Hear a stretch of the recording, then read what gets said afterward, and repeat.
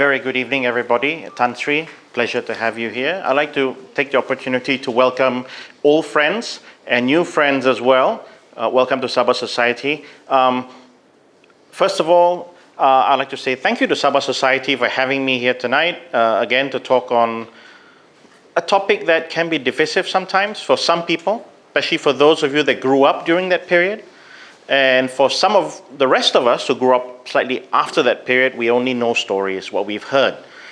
So some of it is mythical, some of it is true, some of it, maybe it is not so true. But what I have been doing over the last 2 years is looking a little bit more in depth into who Syed Kechik was as a person, the things that went on during this period of Tun Mustafa's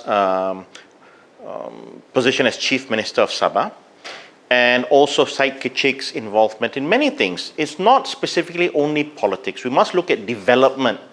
We must look at how Kota Kinabalu transformed from what it originally was in 1963. It goes through a major transformation period, like it or not. We saw some of the biggest development projects in the interior of Sabah. The completion of the most important parts is linking Telopet to Ranau, Ranau to Tambunan. All this happened during that period of time, and that was under Gani Gilong. So, you know, a lot of things went on, and sometimes we tend to look at history, we look at certain individuals from a very negative point of view, but my job is not to be critical of people, it's to just present what has been discovered, without making prejudice, have a prejudiced opinion of somebody. Once I start going down that path to say, oh, you know, this guy and that, I'm no longer neutral, and that's not how it works, yeah? One of the other things that I did was to talk to family. Some of my family members knew Tun Mustafa, for example. What was he like as a person, you know? What do you think about all these things that people have said and things like that? And so I'll share some of the observations of Tun, of Syed Kechik as well, people that knew him, people that interacted with them. But what I ask is that tonight, some of you have got preconceived opinions. Some of you grew up that period. Some of you were there that period of time. You saw it all. So you may know more than I do in certain aspects. All right? Not everything is bad. Not everything is negative. I would say keep an open mind and then make a decision at the end of the presentation how you see what I presented and what you think then. It's the hardest thing to do in life is to keep an open mind on something when you already sort of know, well, you know, that person, you know. I ask you to keep an open mind and look at it from my point of view. Try to be as neutral as possible and then make an assessment. All right? Now, let me ask you one thing. What is the one thing in the last 12 months, a decision that you made, a very important decision that you made, that you sort of regretted? I shouldn't have done that. I shouldn't have done that. You know, looking back now, maybe that wasn't a very good idea. We've all done that. I'm very sure we've all sort of thought back a day after, a week later, a month later, and gone, oh, that was a really bad decision. I shouldn't have done that. I wish I could go back and change things. And that's politics. Politics is complicated. It's not as simple as some people make it out to be. And sometimes there are things going on in the background that you have no control over. I'm sure, and this is talking to a number of people. Tan Sri Jayasuriya, before he passed, shared some insight into what happened during that period of time. We had very short discussions. He couldn't talk so much. You know, and it was very, very invaluable to sort of understand how complicated things are. Relationships are complicated.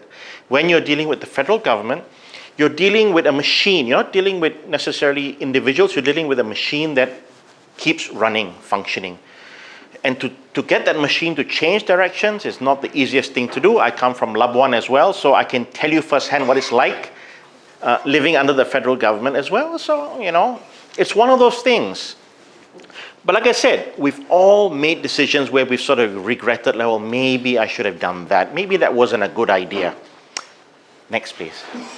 So what I'm going to do is do a very short introduction of who Syed Kechik is, and I'm going to sort of give you a bit of a lay of the land, what's going on in the lead up to 1965, which is very critical. Very important for you to sort of understand why and what happened thereafter from my discoveries. So, Syed Kechik, he is intelligent, no doubt about it. He's a smart guy. He's a lawyer, but beside the point, he's a smart guy. He's ambitious. He has vision. And you can see that vision. I grew up just after that period. My memories were just after the changeover when Berjaya came to power. So I have happy memories of that period. And I remember Sinsuran and Sagama had been built. I don't think they were built under the Berjaya government. They were built much earlier, unless somebody can correct me if I'm wrong on that. So these are some of the development projects going on. There were major reclamation works going on in KK, and some of it was involving Syed Kechik's vision as well. So there is some things to be thankful for as well, because they are essentially a part of KK now. Very vital aspects of KK. Smart, driven, very driven. This guy knows what he wants, and he has direction in life from a very young age. Very brave young guy, and I'll explain why. Ambitious, no doubt. Intelligent legal mind. He covers his bases very well.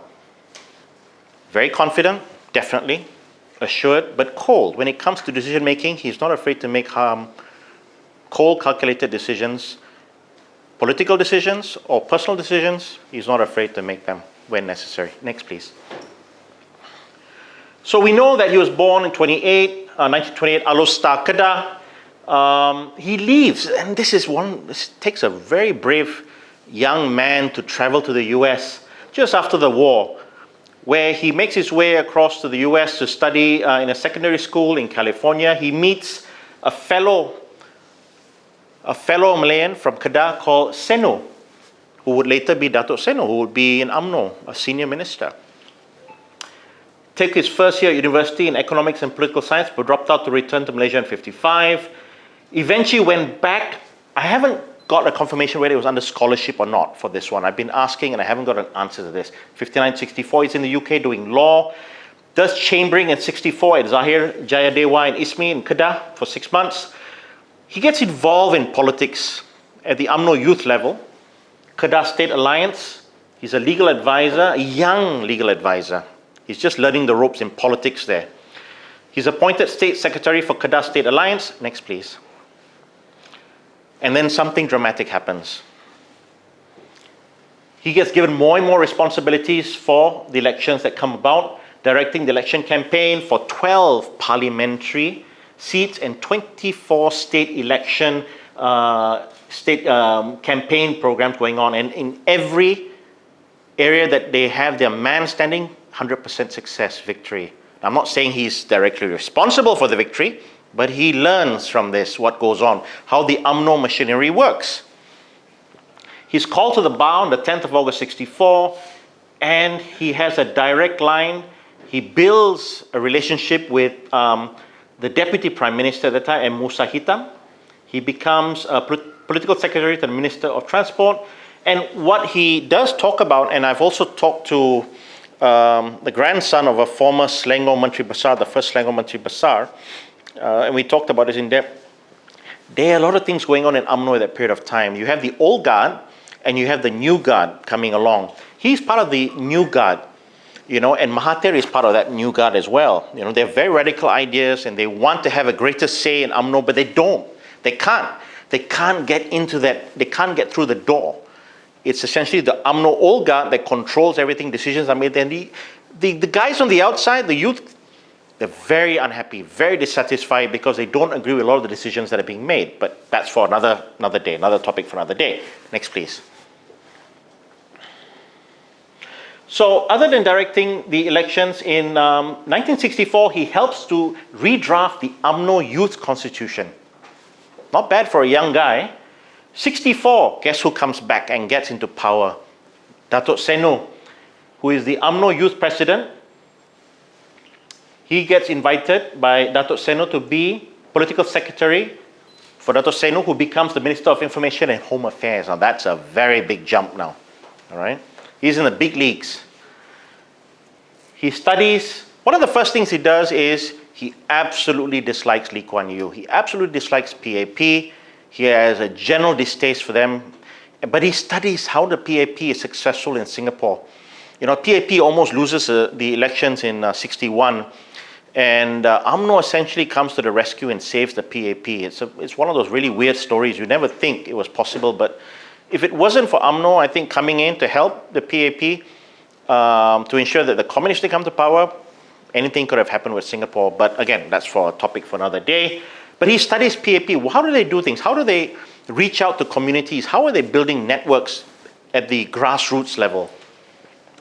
And so, Ministry of Home Affairs, it becomes a very, very valuable learning platform for Kechik, Syed Kechik.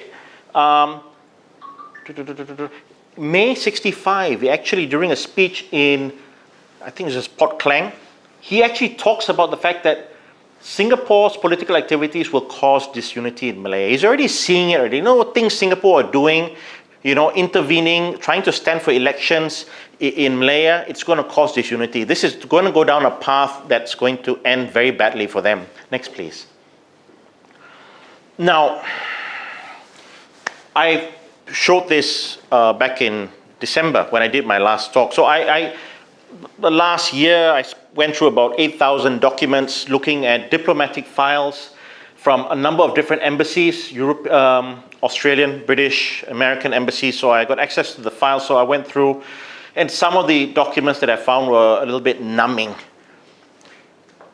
You know, there's this word I like to use called cause and effect. For everything we do, there will always be something that happens later, ramifications. You piss off somebody today, one day when you go to that person for the help, they will turn their back on you. This is very significant. This letter, this is the Angkor, okay, this is the Kadazan Party's memorandum to the Cobalt Commission of what they expect, how they want things and stuff. But it's very significant because it comes back to bite them later. When Donald Stevens needs them more than ever, they turn their back on him, the Chinese community. If North Borneo gets self-government and independence, the heirs, when the British leave, will be the Chinese. This is very significant. When the Chinese party, the members, the senior guys see this, they're like, hey, what is this?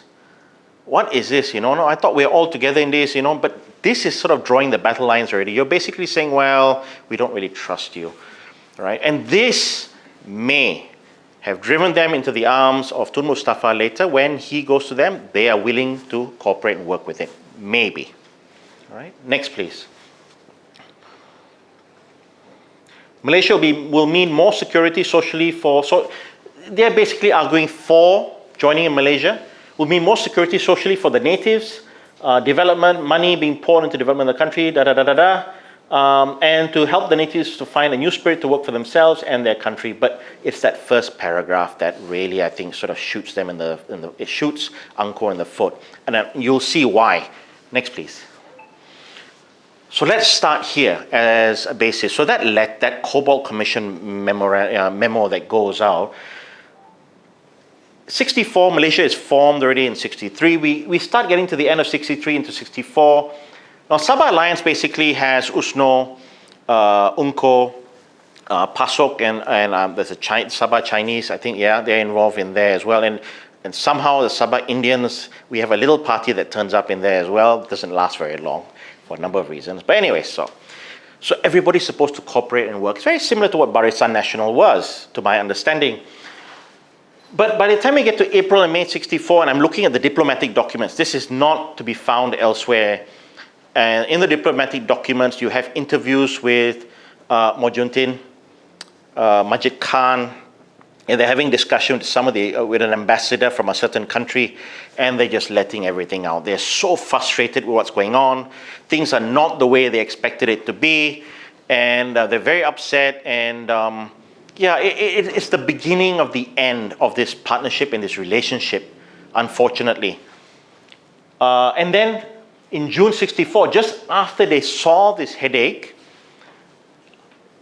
UNCO goes and does this. They go and merge with PASOK without discussing it with the Sabah Alliance. All right, so that irritates Tun Mustafa and the other members as well. You know, you should have discussed this with us before doing this. Mustafa has a private meeting with, we know he has a private meeting with the Tengku Rahman, sort of September-ish, September 64, and says, I'm sort of thinking, this position that I've got as TYT head of state, actually he's got no powers, I'm pretty powerless in this position. Donald Stevens is doing as he pleases, but when I don't get asked, I don't get any, I can't give approvals or anything, I can't stop something, I can't change something, I don't have a say, and he's frustrated. It's not what he thought it would be. In the beginning, he thought it was going to be as governor. Just replace the previous colonial governor with all the powers, and it's not that way. He didn't read the fine print, so, but again, Mustafa's a simple guy. He's not a bad guy. Everybody that I talked to, what was he like? He's a nice guy. He's a humble guy. If you get to know him, he's a good guy. He's not the brightest person in the world, but he's a sincerely nice person. All right? So we have this sometimes, like when I talk to people, they have to say, this guy's to blame for everything. This guy. Yeah, but you have to realize, you have to see the world from his eyes. How does he see things at that period of time? He's a simple guy. And Donald Stevens is the same. Donald Stevens is not an experienced politician. All these guys are new to this political game. They don't understand the way the game is played politically. And I think they sort of realize a bit too late later, once things get out of hand, that they can't go back and change things. So 64, Donald Stevens is pressured by the Tengku to step down as Chief Minister, and they move him to Kuala Lumpur. He becomes a federal cabinet member, Minister in charge of Sabah Affairs and Prime Minister's Department. Next, please. But what's around about the same time that the Tengku has a meeting with Tun Mustafa in Kota Kinabalu, Tengku comes back, speaks to Tun Razak. Who have we got that we can send back? So because Tun Mustafa has specifically asked for a certain type of person. He needs somebody there. He hasn't got anybody around him that he can depend on to give good, sound advice. Be it legal, be it political. He needs somebody with experience. So, they are talking among themselves. He's very specific. He's sort of asking for a smart politician, a lawyer, somebody to guide me, somebody I can depend on that's going to give me good advice and guidance. And I think he sort of realized this game that we're playing, this political game, it's complicated. It's a lot more complicated than he probably thought. And I think the biggest worry that he had, because the relationship had got so bad between all the different components, especially APCO and USNO, he was worried about the future, whether or not USNO was going to have a place or not in Sabah Alliance and also in government. And so Syed Kechik is recommended by Tun Razak and Dato Seno. And so on 24th September, he's summoned by Tun Razak and asked to accept the Sabah assignment.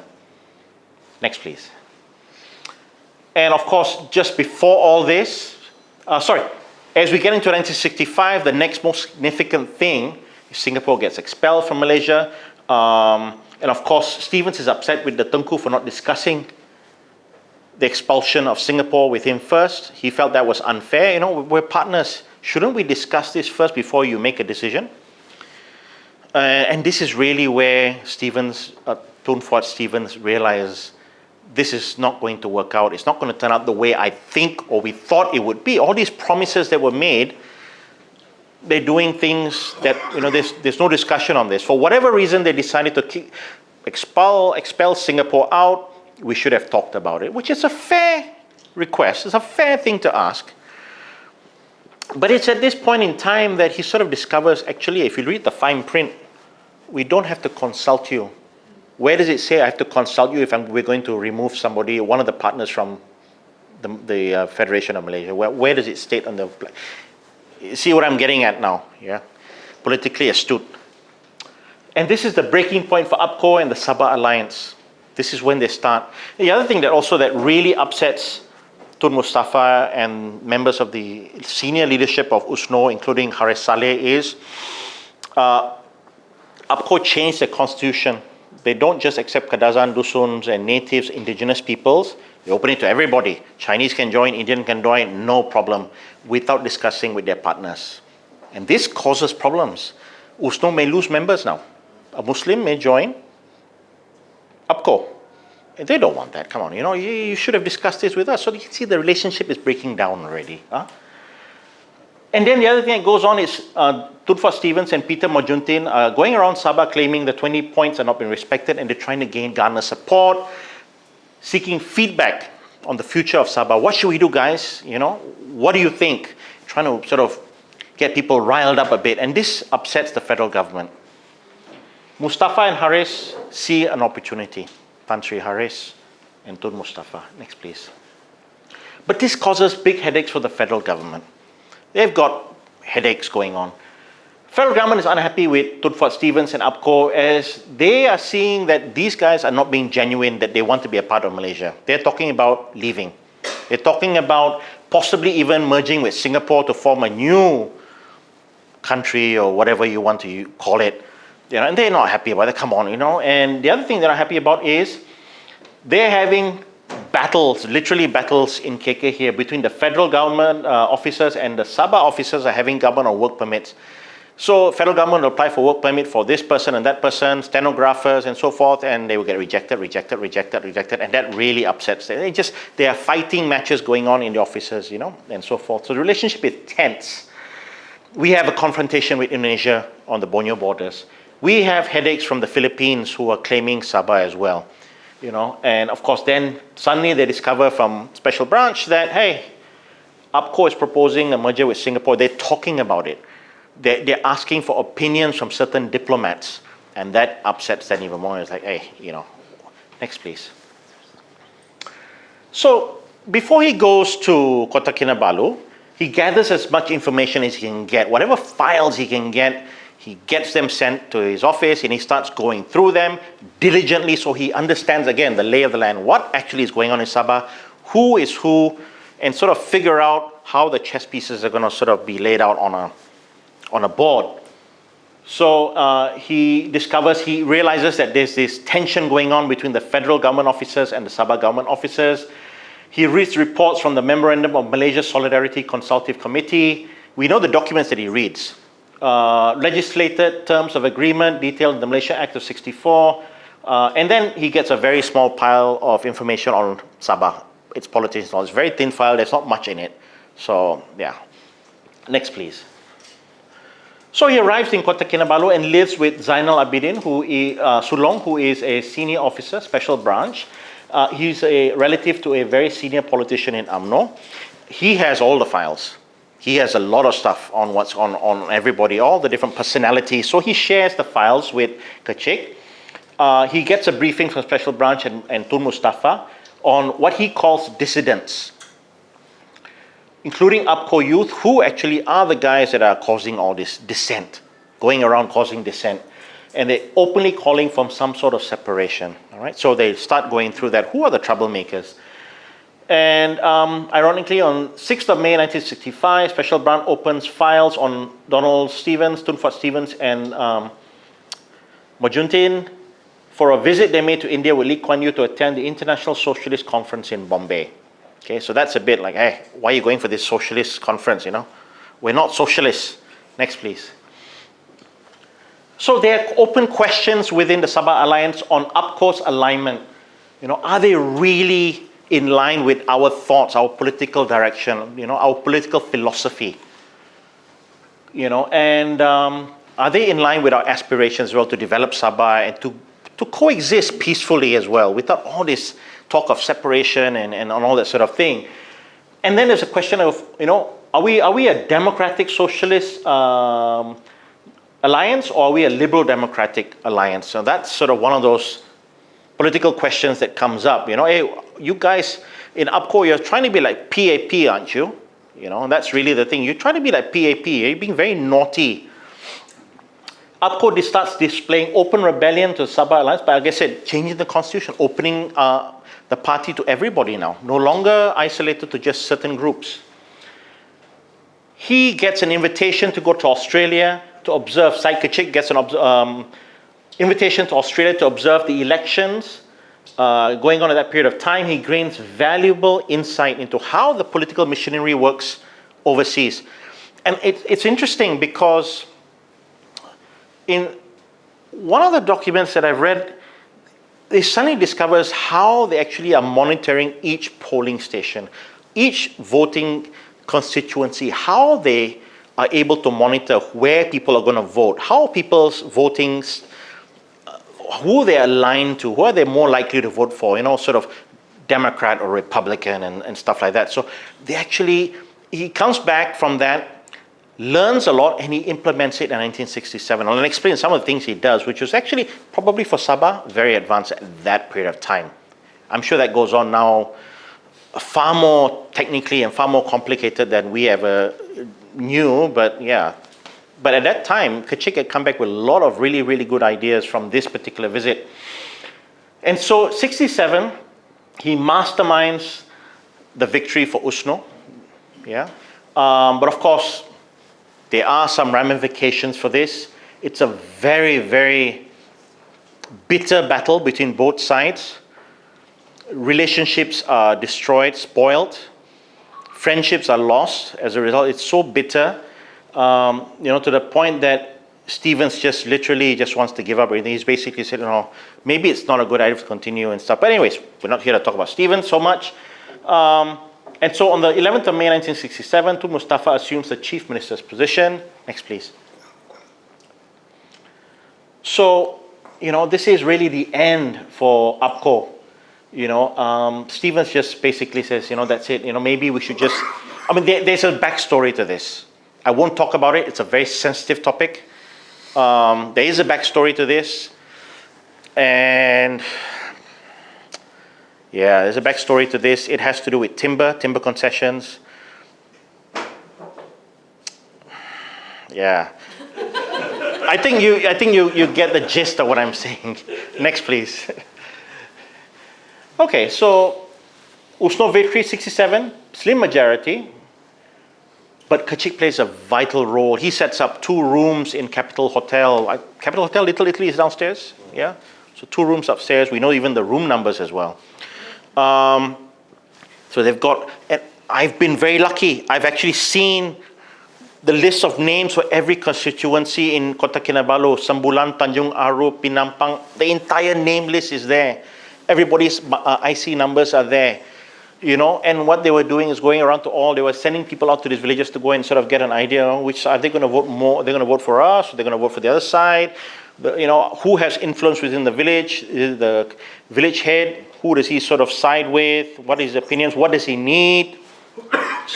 So they are doing a lot more now. They have a greater understanding of the political game, and they're doing things in a much more very careful, logical manner, I would say. Far more logical than the first elections they had.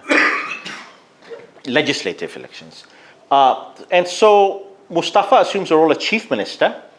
But before this, we have, and it's unfortunate, but it happened, our first politician who switches sides from APCO to Usno. So Stevens vacates the Kulu seat, gives it to a gentleman called Paya Juman, and he switches sides to Usno. All right, so that's where it all started, the first one. Tunfa Stevens departs to Australia as an ambassador, and Tun Pangeran Ahmad Rafi was appointed as the head of state. Next, please. It's these 3 people now that essentially are the key leaders, sort of decision makers for Sabah. There are many others, but it's really these 3. Now, Haris, if you talk to Haris will tell you, I'm not that ambitious, I was more focused on my businesses. He had gone to business in Spitang. He had a number of businesses. He was doing well financially. He had timber concessions and so forth. I won't get into these personal things. But they were doing well. Mustafa, I think, was doing well. Like I said, all these things come to you as a human being. You look at the background you come from. All right, you don't have very much. You grew up with very little. And Sabah was a very poor territory. Whether we like it or not, that was life in Sabah at that period of time. We can talk about colonialism, and that's for, again, another day, how much we really, really benefited from colonialism. I think the guys that took over after 46 did a slightly better job than the North Borneo Chartered Company, obviously. But again, Sabah had to be rebuilt from scratch after the war. Almost every town was flattened. The economy was dead. We had to start from scratch. It took time. But you cannot hide from the fact that most politicians at that time were not rich. They were very poor, very simple, and so forth. Haris was a bit lucky. You know, his father was a headmaster in Labuan. His house was behind ours, so I used to be in my grandfather's house pretty often. So we sort of knew him. I've never met him personally. Yeah, family knew him. We knew a lot more about what happened at that time. Of course, Tun Mustafa, simple man, gentleman, beautiful, a fantastic violinist. I keep hearing stories about how a wonderful violinist he was. You know, but again, he's not a politician. He may be a community. There's a difference between being a community leader, leader of men, leader of a community, and being a politician. They're two totally different things, right? And of course, Syed Kechik, and he has great influence after this. Now, Kechik, everything that you read about both of them is pretty true. They just do not like each other very much, you know, which is why Haris, for the most part, tries to withdraw from politics. He's got what he wants. He's quite content, but he keeps getting drawn back and forth. He stands in Spitang and wins the elections, and I think he's pretty comfortable and happy where he is. Next, please. And he sort of disappears from the scene a little bit, and then he basically, Kechik now sort of is running the show. Whether we like it or not, but this guy, like I said, he's intelligent, he's smart, he's driven, he has vision. He sees things. He looks at something, hey, you know, what if that plot of land, we could make a new town, tourism. There are people like that who have vision. They can see things. They look at something and say, you know, this could be better. This could be better. Look at Kudat, Tan Sri. What you did with Kudat, one of the first things, anybody asks me about Kudat, I will talk about Tan Sri Chongkal Kat's period, because Kudat became one of the cleanest towns, if not the cleanest town in the whole of Sabah at that period of time. I remember that. And when I went to Kudat, I was impressed. Wow. Small town. A little bit smaller than Labuan, but it was clean. And that's legacy, huh? He's still a member of UMNO, so don't forget his loyalties are still with UMNO. He's an UMNO man. Resigned as a political secretary 31st of August 67 to establish his law firm in Kota Kinabalu. He joins the State Executive Council of USNO in 68 until 72. February 68 is appointed a legal advisor to USNO as an executive committee involved in policy and decision making. He is involved in decision making now at the highest level within USNO now. Okay? And he's only just been in town for just a very short period of time, but you see how much influence he has. He's climbed up the ladder. Secretary General, United Sabah Islamic Association, USIA. Is it the same as MUIS or different? Different, huh? Okay. Have to be careful. So, funny story. USIA building is Sembulan or is that MUIS? Next to the mosque, the step. That's at the other side, lah. Yes. Which one, MUIS? Is next to the step on the other side. Okay. Yeah, but my grandfather, Haris came to see my grandfather, late 60s, early 70s, when they were building the big building. I can't remember. I'm not sure if it's USIA. Now I'm looking back, is it USIA or the MUIS building? I'm not sure. So my grandfather gave a donation at that time, sizable donation, because Haris had asked. So he gave a donation. I won't say the amount. He gave a donation. Haris went to see Tun Mustafa, hey, asking for more. Went back to see my grandfather. My grandfather said, what? You want more? Give back my money that I gave you. They never gave back the money. So anyways, he went to a good cause. Next, please. He gets appointed to a number of statutory bodies. We know that he was in Sabah Land Development Berhad, SLDB, Sabah Tourism, Board of Directors, also Malaysia Airlines, Legal Advisor to the Ozon Party, I've told you that already, Director of Sabah Foundation. This one is very significant, obviously. Yeah. Next, please. He becomes, over a period of time, his political powers at that time, became a member of the Sabah Legislative Assembly. He was nominated, not elected. Deputy Speaker of the Sabah Legislative Assembly for only 1 year, 75 to 76. Senator, made a senator, representing Sabah in Parliament, 72 to 77. It's not a Sabahan that gets given that post, it's him.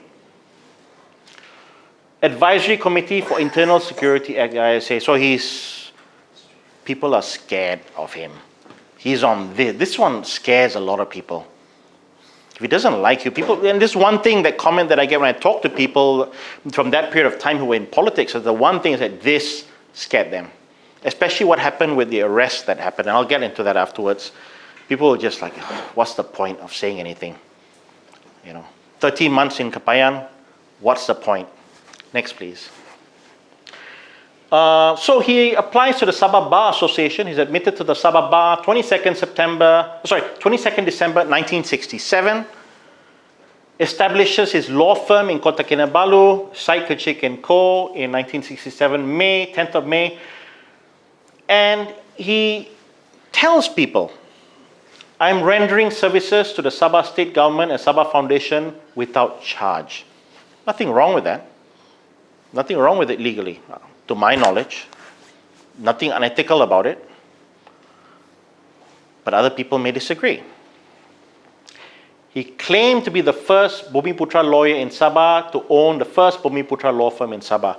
I don't know how factually true this is. All right. Next, please. So he claimed that the legal practice he had established was for commerce, property, investment, industry to create a basis for financial independence. So he's saying, look, I'm going to business. He's not hiding that. He's saying, I've set up my firm, I want to do business. Nothing wrong with that. Yeah?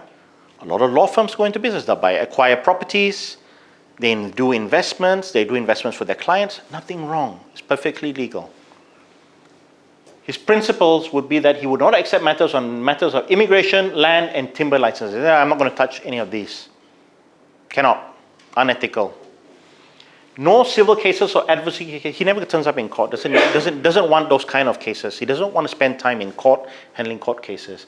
And then he calls his younger brother, Syed Selim, who arrives to help him in business in 1967.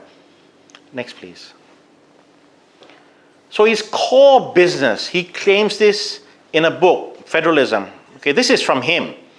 His core business is legal work for Tun Mustafa, who had become wealthy, had many investments, also in property and commercial undertakings in Sabah overseas. So he was basically saying, I'm going to look after Tun Mustafa's well-being. I'm going to make sure that his investments are safely looked after. So he set his stall up. That's my goal. That's my objective. That's why I'm here. I'm going to look after him. I've been sent here to look out for him as well, to help him. He claims to be unpaid for work done for many of the statutory bodies that he was involved with. Okay, nothing wrong with that. Our Prime Minister has told everybody he's not going to take a salary as well. So it's perfectly fine. Nothing wrong there.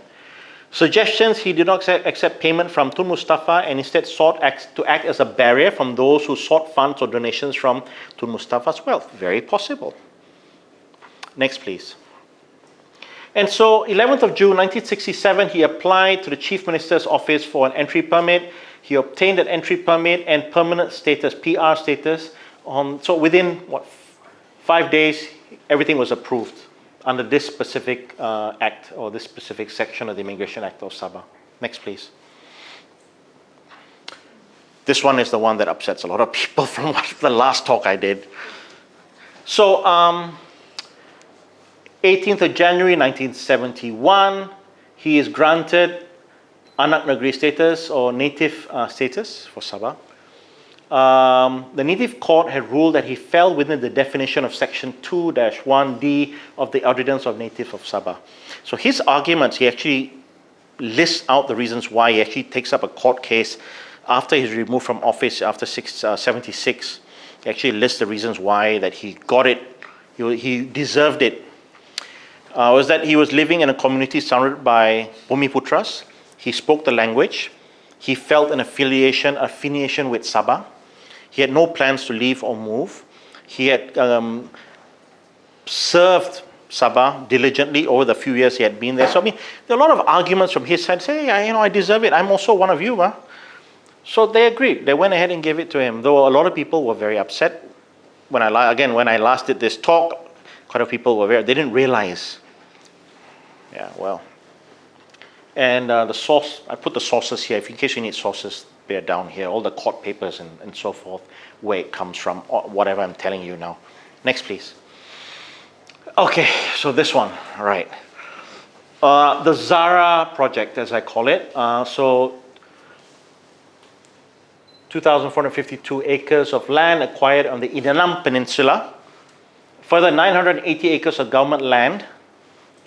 So we know that Zara land was 245274 acres, purchased at roughly about the price between 50 ringgit and 150 ringgit per acre.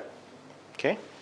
Most of the land titles, from what I've seen, were native title lands. I've broken it down into different categories of land, so you get a more accurate number. 124 land titles in total.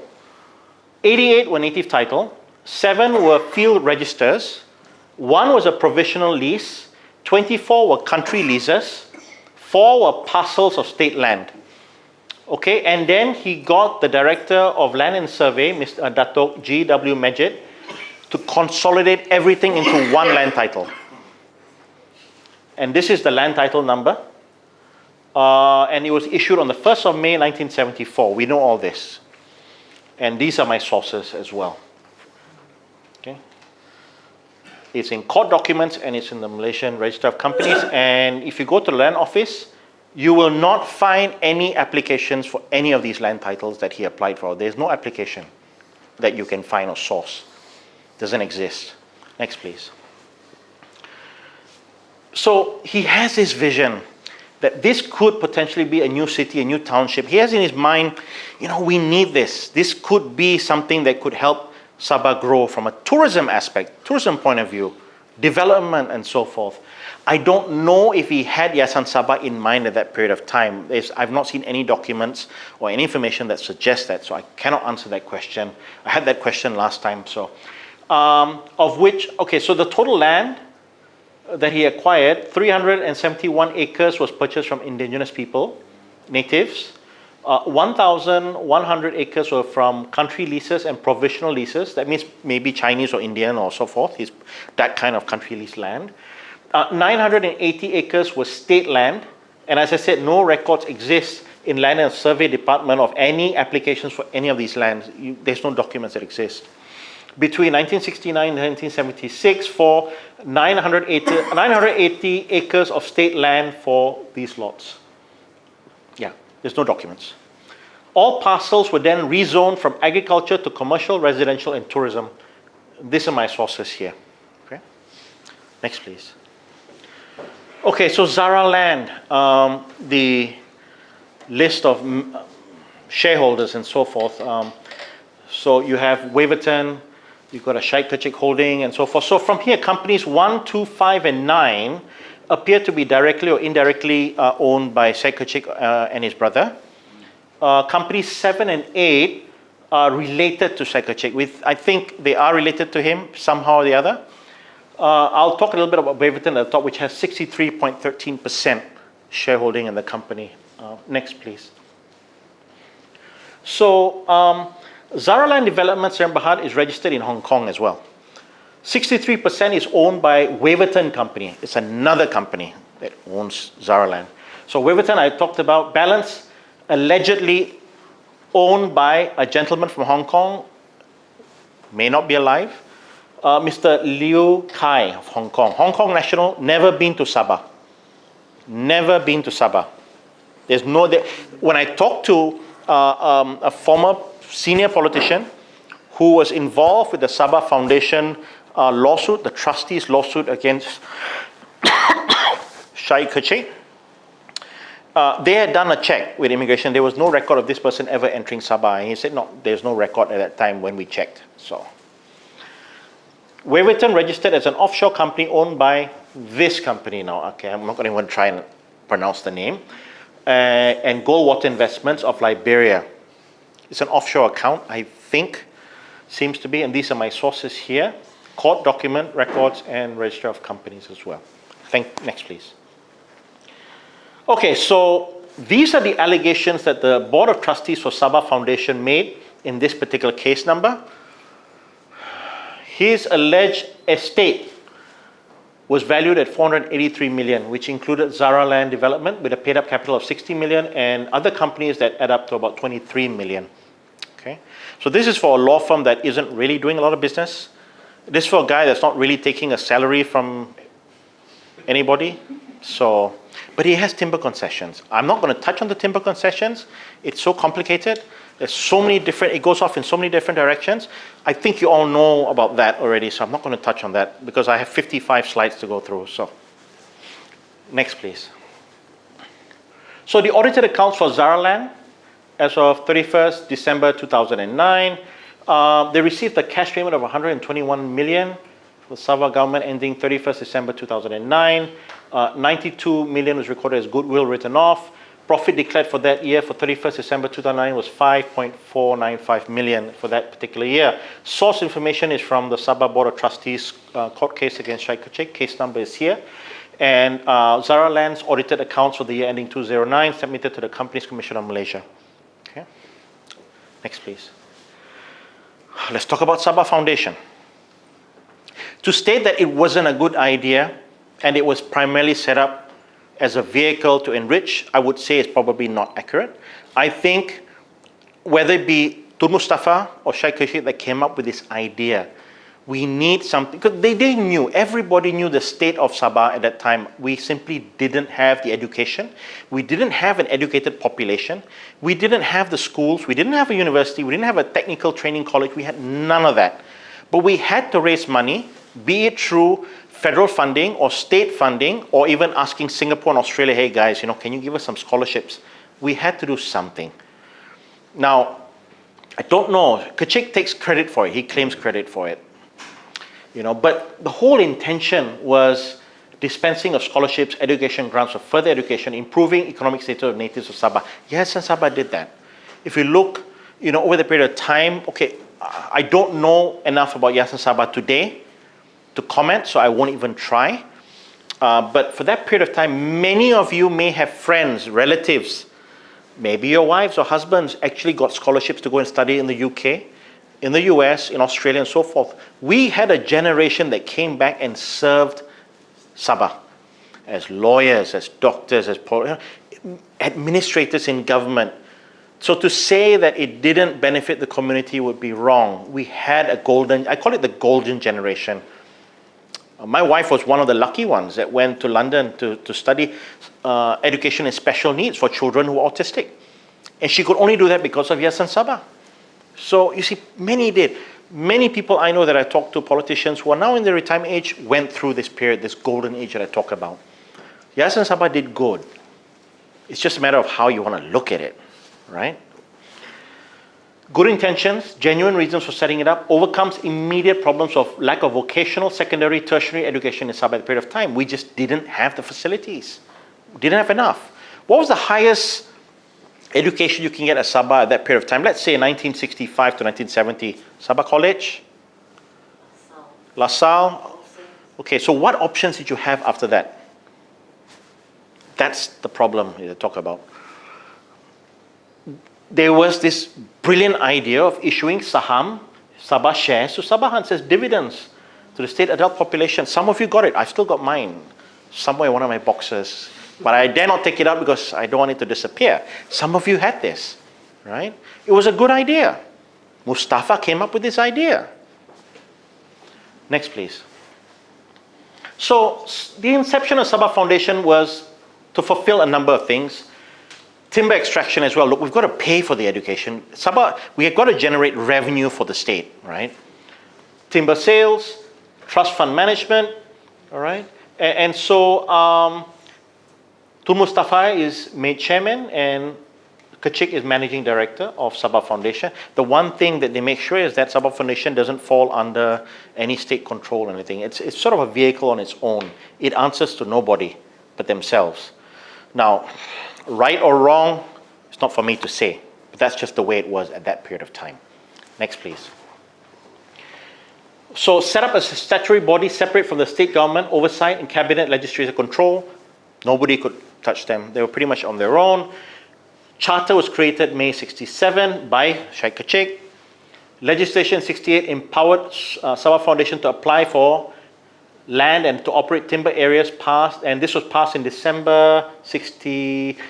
Yeah, so they submitted in December 67, it was passed in 68. The first application for state lands was applied for and approved by to Sabah Foundation by the Land and Survey Department in April 1968 for 40 square miles with a 10-year concession. So the estimated revenue was about 800,000. So they started small. Okay. And he made the first director of Sabah Foundation. Next, please. And so we get to this very messy situation now. And so as Sabah was approaching this period, North Borneo was approaching this period of transition where we were going to, the colonial government was going to give up all control and so forth. There were a lot of things that went on in the background as far as handing out of contracts and so forth. And these concessions and contracts went to companies that were not based in Sabah. They were all overseas. So certain people benefited from this. I'm not going to get into that. But it was for concessions, 12 concessions for 21 years, which could be renewed for 4 subsequent periods of 21 years, 400 years. It's almost a one-sided agreement, right? So political parties were given, all the political parties were given timberland for them to harvest and to raise funds for the political parties, individual. So Usno, Unko, Pasok, I know the Sabah Indians, we got something as well, but nobody really knows where. Yeah, it's one of those unanswered questions. But anyways, he wrote a white paper, 67, creating a new forest policy for the protection of forest conversion of timberlands into agricultural lands. Okay, so Kechik did this. All right, next please, for conservation.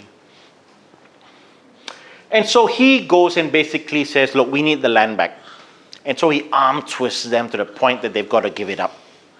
Give it up back to Land and Survey, and then of course that land is going to go to Sabah Foundation. That's pretty much the gist of it, all right? And they basically have no choice. They have to agree to the terms. Yeah, he's gone and studied the agreements and focused on the provisions of the agreements. And he's found loopholes in there like, okay, well, I'm going to do this and I'm going to do that. So, next please. And so, according to Syed Kechik, and he tells us this again in the federalism book, for example, the only way to reclaim the timberlands without court cases and delays awaiting the new state government during the next elections. He's talking about the elections to come. He wants it done fast. He doesn't want to wait for it to go to the state assembly for them to pass any new enactments or changes and so forth to the existing land laws. And so, yeah, like I said, he arm twists all 12 concessionaires basically to give up their claims on the title. And then he introduces new ideas for Sabah Foundation to diversify into commercial industry and also to incorporate private companies for timber extraction, timber sales, and shipping. And all this was approved by Tun Mustafa. Next, please. And so in 1968, the first batch of 120 students was sent on Sabah Foundation scholarships to Semenanjung, Malaysia for further education. 1968, the start of students attending Mara Vocational School begins. And so it's picking up pace. It's moving along relatively fast. They're getting things done. The start of students attending overseas universities of education in 68 begins. I think anybody had the Colombo, did the Colombo program here? No? Okay. Next, please. And so we get to a very complicated period. Okay, so this is the sensitive part of the talk. Right? 13 of May, you know, there were race riots in Semenanjung, Malaysia. So a state of emergency was declared. And so a state operations committee, or I'll call it SOC from now on, was formed and it was extended to Sabah. So Sabah also had their own committee, which included the Chief Minister, Federal Secretary, who's a very powerful person. This is the guy that is the link between what goes on here and the federal government in Kuala Lumpur. Very powerful guy. Police Commissioner, Commander of the 5th Malaysian Infantry Brigade, Head of Special Branch, Director of State Department of Information and Broadcasting. So these guys all sit together. And who else is in there as well? He's got himself in there as well. State of emergency has given Tun Mustafa unlimited powers to bypass legislative assembly and ministries, including powers of detention, immigration, and land acquisition allocation as well. So he's suddenly got all these powers now suddenly, you know, that he never had before. He doesn't need to go to the legislature to ask for approval. So.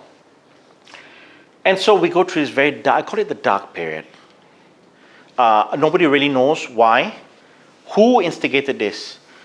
Some have suggested it was Tun Mustafa. Others have said, no, it's Syed Kechik. This is Syed Kechik's work. So it really, I cannot give you an answer to this, honestly.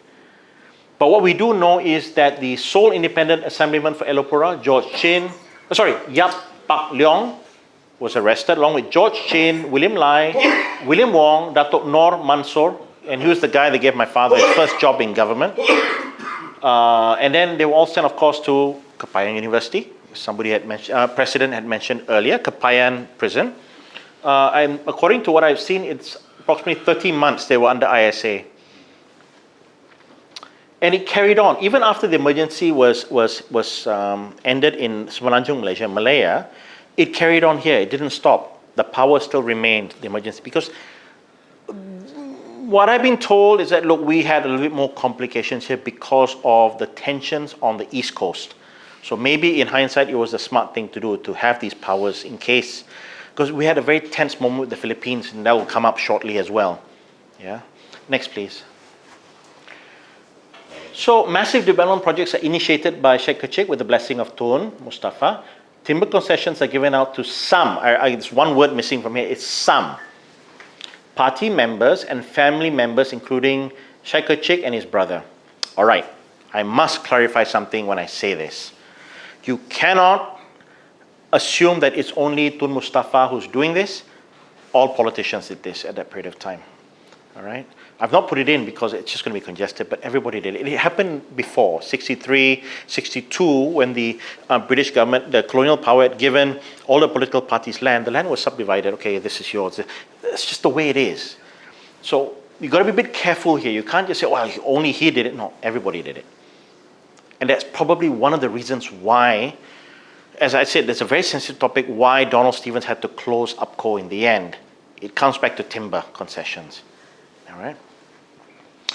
He purchases, and this one is, everybody, I mean, this is just public knowledge. He purchases a lot of properties overseas, private jets and so forth. There are allegations that he used state funds for some of that spending, some. And so when it gets to the 1971 state elections, it's a clean sweep. USNO and Sabah Chinese Association, they're back in power. There really is not much competition, opposition to them. And this is really where this de facto chief minister, this term sort of suddenly appears and people talk about it. Tun is spending a lot of time overseas for many reasons. And, we have a deputy chief minister, but he is not Syed Kechik. Syed Kechik is the man I talked about earlier. This guy, smart, ambitious, legal mind, vision, so forth, but he wants control over what's going on. And the only person that he will answer to is Tun Mustafa. So when Tun is not around, he sort of takes over as the de facto chief minister, and everybody knows this. Everybody that I've talked to says, yeah, it was him. It's him. You have to go back to him. He's the one that sort of decides. He was the one that decided. You couldn't go against him. This guy had a temper. You try and talk reasonably. If he didn't like it, he will hammer you. So, okay. Next, please. And so, like I said, we come to this dark period where we see the replacement or expulsion of colonial government administrators and businessmen. David Porter, who's not here, is in Australia. He'll be coming down to Sabah at some point in time, either this year or early next year, to talk a little bit about his father's experiences at that time. He had a wonderful upbringing in Sabah. He talks about it all the time. David Porter is very, very present on our history group page, North Borneo Historical Journal. You'll see him on there quite often talking about the past, grew up in Tanjung Ar. His father was one of those that was expelled from Sabah at that period of time. So I'll let him do the talking about that. Very sensitive one. But if we're going to talk history, we have to accept things that happen, whether we like it or not. It's not meant to upset. It is not meant to, what's the word? It's not meant to blame. It's just history. It's just what happened. You accept it or not. We had mass conversions with financial and development incentives offered. My family were offered. Okay, nothing to be afraid of, nothing to be upset about. Yeah, we just said no. Other people couldn't because of the way their poverty, extreme poverty, and they saw a brighter future, so they accepted. Nothing wrong. People have a choice. They can decide. The expulsion of the Catholic priests, we talked very briefly. The president talked about it very briefly.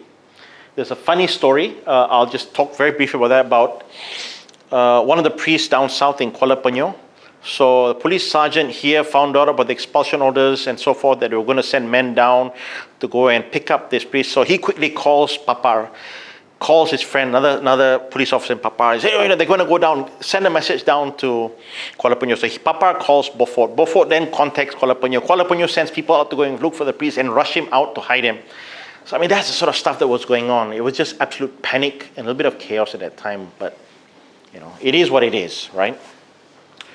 The ban on long hair, again, the president has talked about that earlier. It was true. It did happen.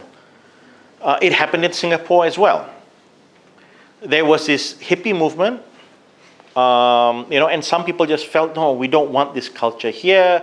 Long hair signifies something, rebellious attitudes, and so we don't want that here. So certain people made rules. I remember Singapore had that ban for quite the longest time as well, Lee Kuan Yew, which many people look up to even till today. So I'm not saying it's right or wrong, but that's the way it is.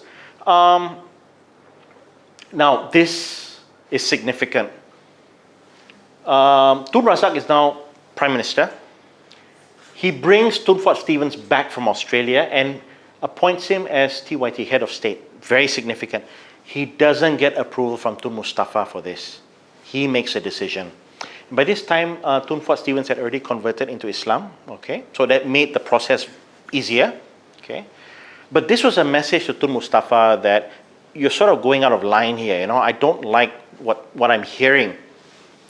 So he's getting updated by a certain department in the police force, what's going on. So, yeah. An attempt is made. Now, again, who gave this order? To arrest Haris and Mojuntain for plotting against Tun Mustafa, but the request made to the Federal Secretary to seek approval from Kuala Lumpur to arrest both of them and put them to ISA is rejected by KL. They said, no, not doing that. June to July 75, Tun Razak removed the emergency powers for Sabah and for Tun Mustafa. So he puts an end to it by then. Okay, next please. So Robert Rees had written this article, Sabah expels Catholic priests. So if you were wondering if it really happened, it did happen. All right. Many elders remember this period of time, but that's history. All right. Next please. Yeah, the famous hair. It's the only one that I've ever seen exist. There may be somebody that has others, but this is the only one that sort of exists. Yeah. Next please. All right. This is another one that people don't like talking about. Okay, so I talked earlier about cause and effect. Something that happens somewhere else may have an effect somewhere else. Ramifications. So the story is that in March 1968, Ferdinand Marcos had privately, secretly sanctioned some sort of covert mission into Sabah to send agents into Sabah to cause problems, disunity, and to cause damage to infrastructure and to rile up the people against the government. That's the storyline behind that. How true is it or not? It's one of those things, I think the Philippine government did conduct some investigations and so forth into this, but I don't know. I've seen many different versions of this. How true this is? And so it was called Operation Merdeka. It was an insurgency operation in Sabah on the east coast. Now the trigger point that it actually didn't get started because the Moro insurgents that were being trained to conduct this operation suddenly realized that they were going to be sent to Sabah and they were not in agreement with it. That's the story that I've been told. And they rebelled and they were massacred. And apparently one or two of them did survive and they told the story. This seems to be the trigger for the Moro war against the Philippine government that lasts for just over 30 years. Now, how true this is open to debate. But this seems to be the trigger point to what transpires.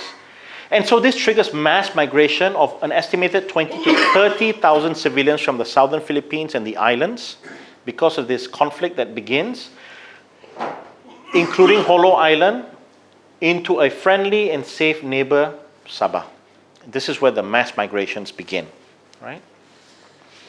So 68, so let's put a timeline of, let's say, 69, 70. So it sort of starts around there. Okay, next please. And so it just becomes worse. Holo Island, the capital, it's not a city, it's a town, gets flattened in February 74. The Philippine army is actually in Holo Island, on Holo Island. There's a massive insurgency and battle going on the streets. The airport, the Philippine government actually captures the airport. They've got jets and aircraft there, and the insurgents, or freedom fighters, is that the correct word? Actually attack the airport, destroy a few of the planes, retreat and so forth. It's just so messy that even the police chief refuses to fire the rebels, and the police shoot in the air. They're not going to shoot at the civilians. In the end, the police chief is arrested. The mayor escaped with police officers and the rebels and so forth. 40,000 people left homeless, and it's the start of yet another exodus, the second wave of mass migration of civilians to safety. Where do they go? Okay. Source for this is New York Times, 1974, February 23. Next, please. Okay, so this I just found yesterday when I was digging through archive documents. This is from the Business Times. This is 1987, okay, 2nd October. In wake of the rising tensions over the presence of 100 to 400,000 refugees in Sabah, the people who have migrated in search of better living standards in the timber-rich state in Malaysia's eastern frontier. So it's a longer article. I've just picked the key sections. This is just during the PBS era, when PBS has come to power, and they're sort of pondering now, how do we solve this refugee problem and so forth. Okay, so next please. When Sabah was under USNO from 67, former Chief Minister Tun Mustafa Harun had attempted to increase Sabah's population to a majority in order to ensure that effective and perpetual control of state. So he's talking about demographics, a demographic shift, population shift of numbers. And I'll explain a little bit the counter-argument against this. Okay? To achieve this objective, refugees from the war-torn southern Philippines were encouraged to enter Sabah with the minimum of formalities in the 1970s. Next, please. Is there a third part? Okay. I'm going to leave this cartoon here. Okay, so let's talk about the counter-argument to this rationale. Tun Mustafa is a Muslim. He's a pious Muslim. He's from the southern Philippines, Suluk, or not Suluk, Pahlawan Island, Tun Mustafa. Suluk. Shari Jeffrey, actually, when I first met Shari many years ago, we went through a family tree that he had created of the Sulu Sultanate. Okay? You will find Tun Mustafa's name in that family tree. He was in line to be the Sultan of Sulu, or possibly one of the Sultan of Sulus. He's actually in that family tree. In his mind, he wants to be a sultan or some ruler, a governor. He was, like I said in the beginning, thought the governor's position would be akin to something of a sultan. It was not. He had no powers. Okay, fair enough. He's now chief minister. He has all the powers in the world. Well, not a lot. He has most powers. He is looking at it from this point of view. He has fellow Muslims, kin, people of his, family, relatives, friends. His people are at war against a government that is oppressive in his mind. They are murdering his people, they're bombing his people. What would any person who has sympathy, who has the ability to help his people do? Anybody would do the same thing. Come here and we will look after you. We will provide shelter, we'll provide safe haven for you. All right? It happens every day. It has happened hundreds of times over our lifetime in many parts of the world. It's happening now in the Middle East. Another example of the mess the British government has left behind. I can also refer to India, 1947. My relatives were part of the partition. We were affected. 1 million Indians died because of the mess the British left behind. So, wherever they go, they tend to leave something behind that nobody can sort out, right? So, but anyways, if you look at Mustafa rationale at that period, I think in the beginning, it wasn't about numbers. It was being human. It would appear that he's trying to be human and he's trying to think of fellow Muslims that are in extreme distress. How can I help them? What can I do for them? This seems to be the rationale.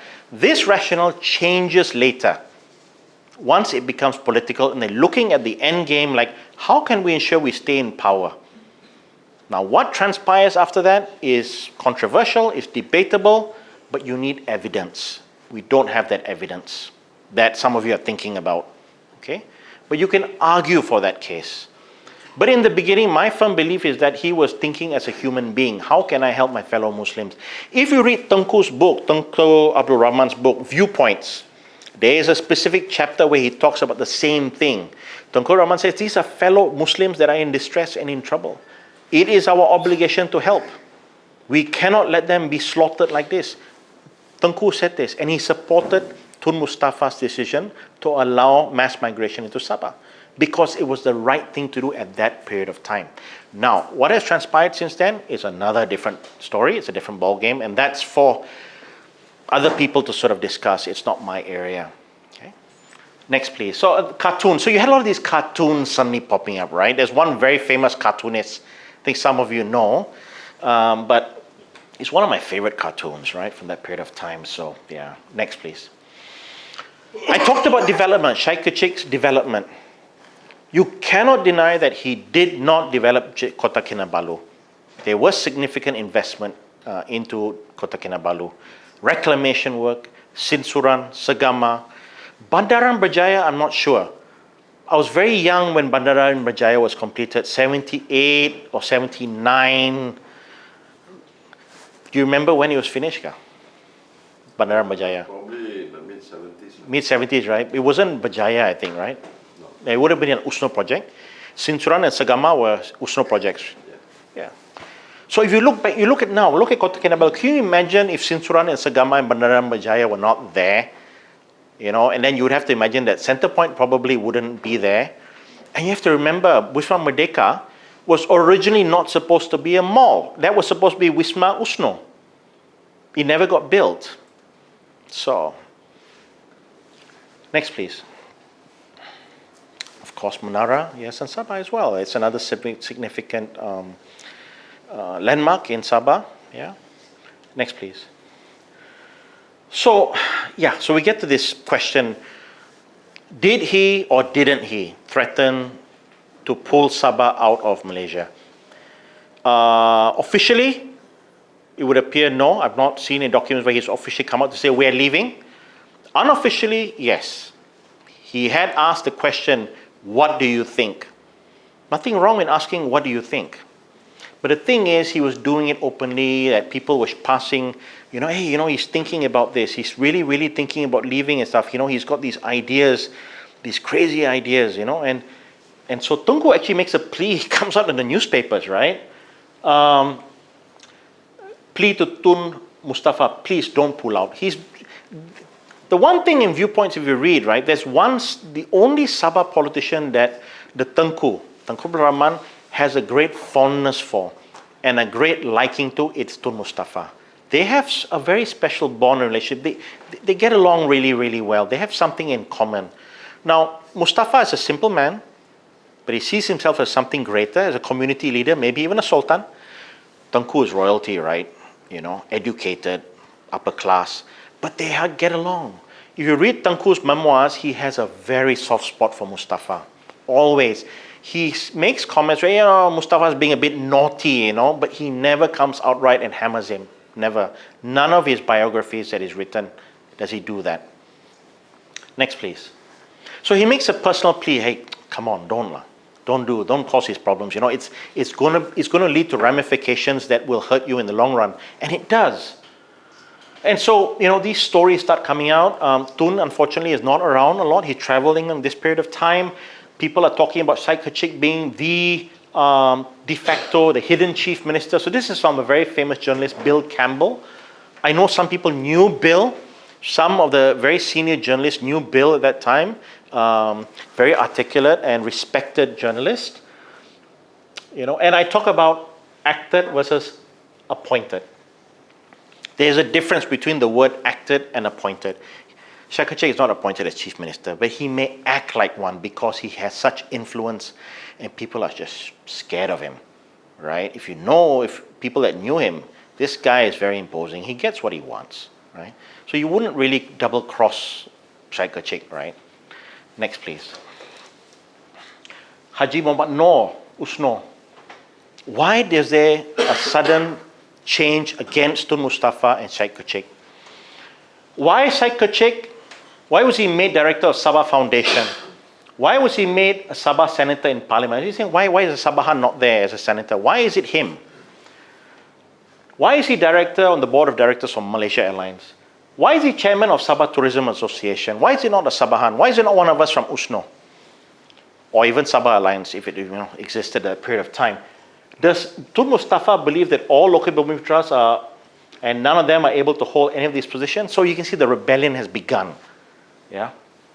This is from 1975, just before the elections, right? New Straits Times, 26 August. Haji Muhammad Noor is also critical of the alleged allocation of 270 square miles of timberland to S. Syed Kechik and his brother Tun Syed Salim. So he actually says it in the papers, quoting him, of Syarikat Pintasan Sdn, which carved out 100 square miles of timberland from Sabah Foundation area. Next, please. Tun Mustafa warned the people not to apply. He's talking about warn the people, he's talking about Usno politicians, not to apply for any timberland in Sabah Foundation area, yet Syed Kechik can carve out any areas he likes. So you can see the rebellion is growing. But this, of course, is one person, but you can imagine that period of time. Then he names other companies, Syarikat Segama, Syarikat Bohayan, of which Datuk Syed Kechik and Tun Syed Salim were shareholders, given timber areas 100 square miles and 70 square miles respectively. Sky Segama given large piece of valuable state land near the Cathay Cinema. So this is, I presume, Segama complex. So yeah. Next, please. So I mean, he does an interview in his, he actually calls for interviews on state matters in his office. Not at the legislator, not at the Chief Minister's office, at his office. So the journalists all have to come to his office. So this was an example where the reporter is saying, why is he asking us to come to his office? I mean, is he really an official spokesman or, so there's a bit of confusion. And this is where widely dubbed the hidden Chief Minister comes from as well. The journalists themselves are saying it. But then he tells her, I'm not a politician. He smiles disarmingly. As he wards off questions he prefers not to entertain. So, next, please. Okay, so Haris Saleh. This guy absolutely dislikes Syed Kechik. How far back it goes, it's probably to the late 1960s, and it just remains. He just does not like Syed Kechik. As ministers of the Usno government, we hardly had a voice in any decision. We were passed over by Mustafa and Syed Kechik without a hearing. Mustafa began to make decisions without even giving us the courtesy of consultation. It did not matter what we decided in government committee meetings. Syed Kechik had his men everywhere, and if he disagreed with our committee decisions, he went to Mustafa and attempted to have our decisions changed. So this comes from Rise and Fall of Haris Saleh, page 103. This seems to be the narrative from the people I've interviewed, seems to be. It's pretty close to what he's saying here. I'm not saying Haris is an angel, but seems to be. Next, please. And so Berjaya is formed with a lot of support from Tun Razak and UMNO. They win the 1976 state elections, which is very significant. It's the loss of Usno. And what's even more interesting is that for once, Tun Fuad Stevens is back together again with Datuk Majuddin. And Haris now is part of the equation now, all three of them.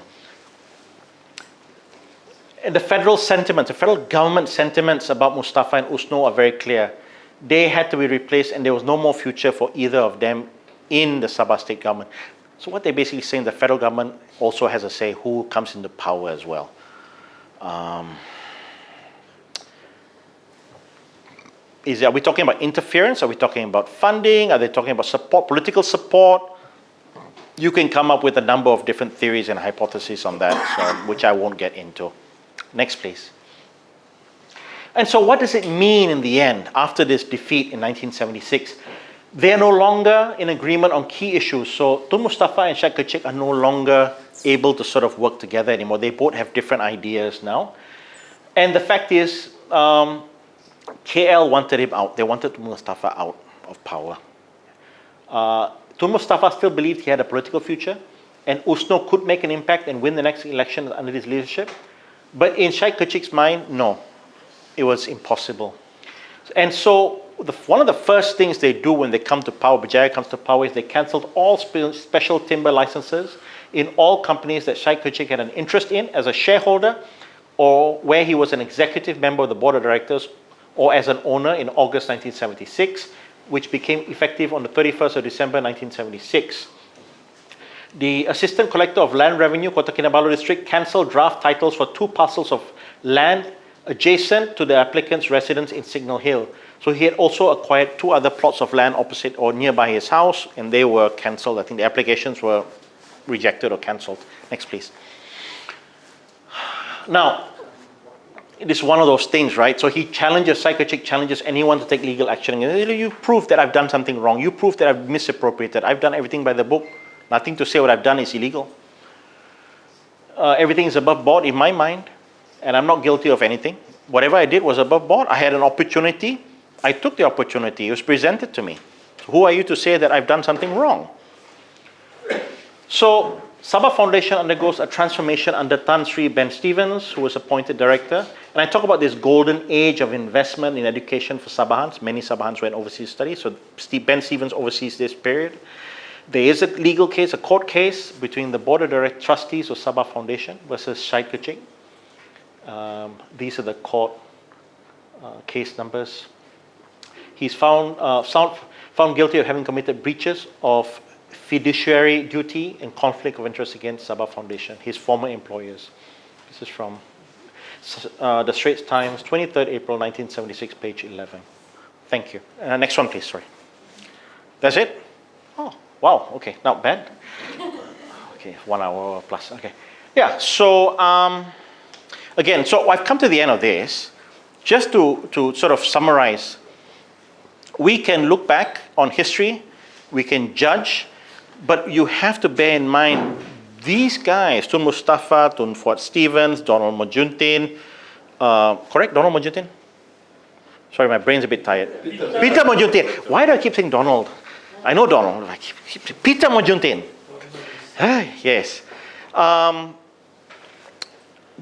all these guys, you know, they are all new politicians. They're new to this game. And they're going up against very experienced politicians who've been playing this game far longer than them. And they've had to learn the art of politics and so forth. So it's not easy. And, you know, in those days, a gentleman's agreement meant something. But at the end of the day, I think it really comes down to, well, what does it say in the black and white of the agreement? What did we agree on? And what is written there? It really is that. The handshake means nothing after that. And you have to bear in mind, once the Tengku is forced to leave his position as Prime Minister after the riots in '69, things are very different. A new group of politicians sort of come in Kuala Lumpur, have a very different view of many things. Very, very different things. So, yeah. Thank you very much.